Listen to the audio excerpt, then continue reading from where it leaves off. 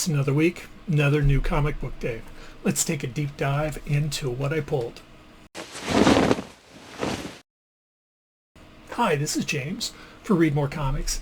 If you like the content I'm producing, please do like, share, subscribe, hit the bell in the corner so that way you get notifications anytime I produce new content.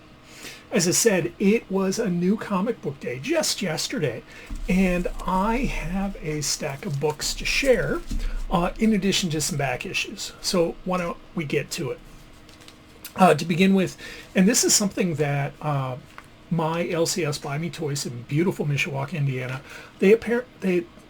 subscribe is the wrong word, but they get this comic book periodical, Comic Shop News, for their customers. I don't know if it's something they only give up to people that have pulls or a pull box, a pull list, a subscription, or if they hand it out to everybody. I think it's just to people who have a subscription.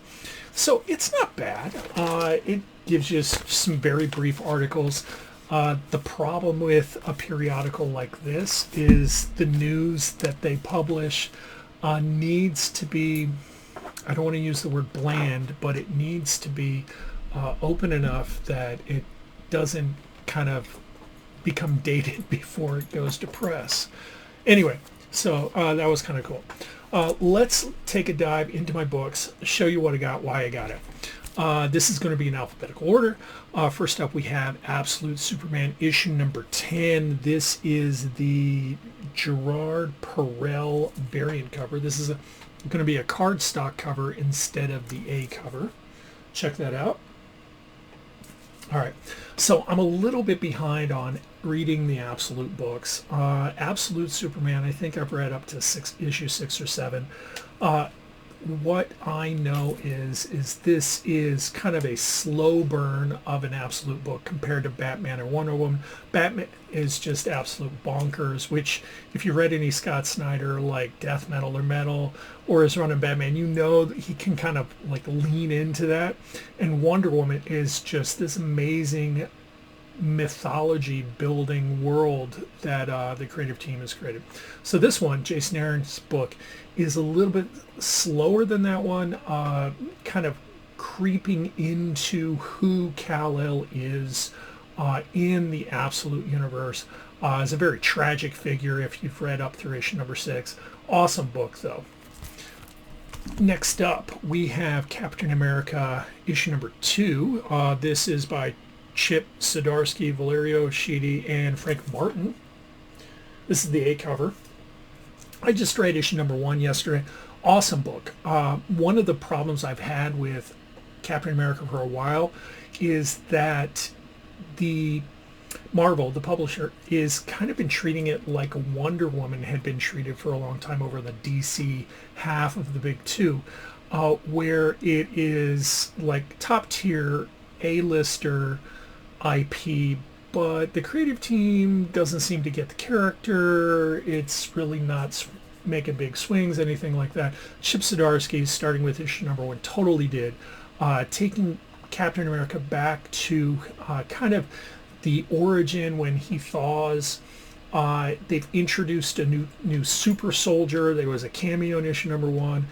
Supposedly the first introductions here, and it's kind of taking post 9/11 War on Terror era. So awesome read though. Looking forward to this book. Next up, we got G.I. Joe issue number 319. This is the A cover by Andy Kubert. Awesome Serpentor right there. Larry Hama is writing this. He wrote issue number 1 back in the 1980s. That's all I have to say. If you're a Gen Xer, this is the G.I. Joe for you. Next up, we have Godzilla versus...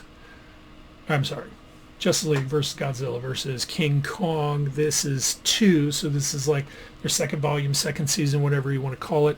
This is the Riccardo Federici variant cover. Haven't read either. This issue number 3. I haven't read the first 2 issues, but I read the whole first series, and it's just bonkers fun. You know, you have Godzilla show up, you have a bunch of kaiju show up, and then the Justice League is trying to deal with it. The first series near the end, like I feel they kind of drew out the story a little too much. They didn't quite stick the landing, but every issue up to that was a must-read right away. I'm expecting the same thing from this. Next up, we have One World Under Doom. This is the Doomosaur variant cover. I've been getting all the Doomosaur covers in this. Ryan North is writing a heck of a story. It's more of a political narrative, like what if we had a one world government, and even though Victor Von Doom is the leader, what would it mean? You know, this is supposed to kind of like be the nail in the coffin for that narrative. I don't know. This is supposed to be a 9-issue series. We only have 3 issues left.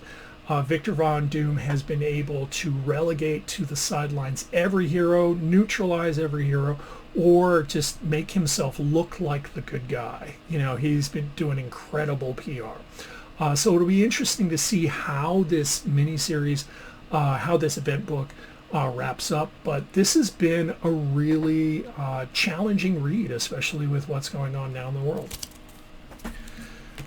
Next up, we have Poison Ivy, issue number 35. This is by Ben Harvey.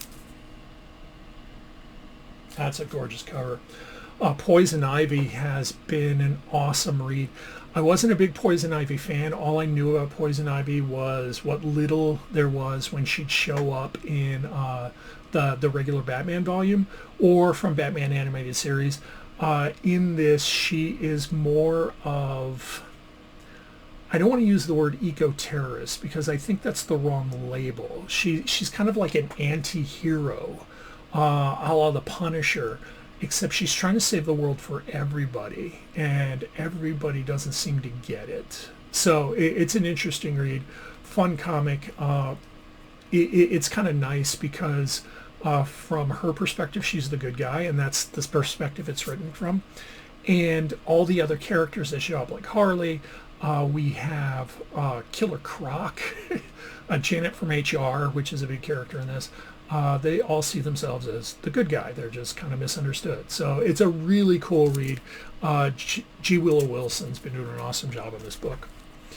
Next up, we have Sisterhood, issue number 2. This is a Hyde Street story. All right.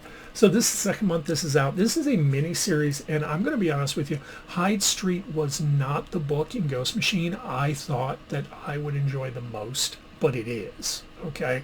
It's kind of like a throwback to Twilight Zone and all those creepy shows in the 60s, 70s, and 80s like that, like Tales from the Crypt. That's the one I was looking for over on HBO.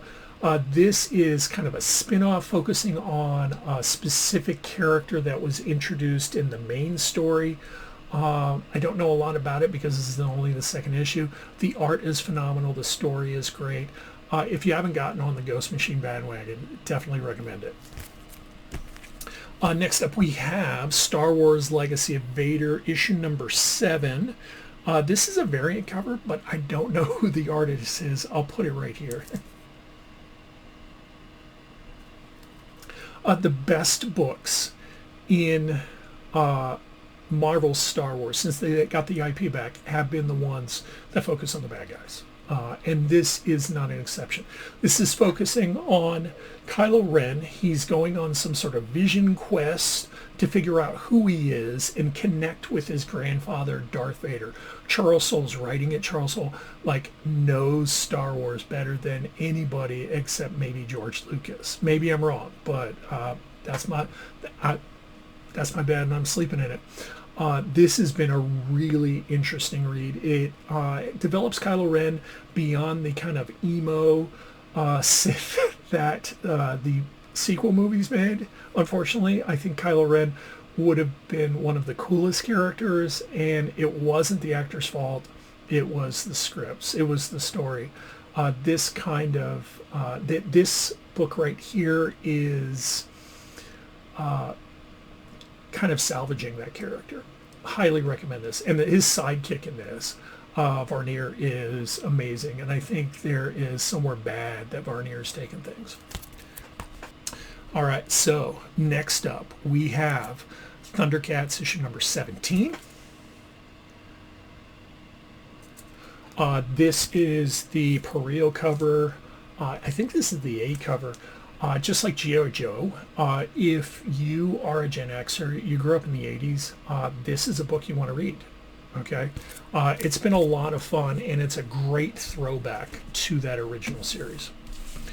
I got one hardcover trade. This is Batman Superman World's Finest, Volume 7. This is written by Mark Waid, and Adrian Gutierrez is the artist, so we got a new artist on this. World's Finest has been some of the best Justice League kind of Super Friends homage that I've read before. This, honestly, the stories that Mark Waid's telling should be an animated series.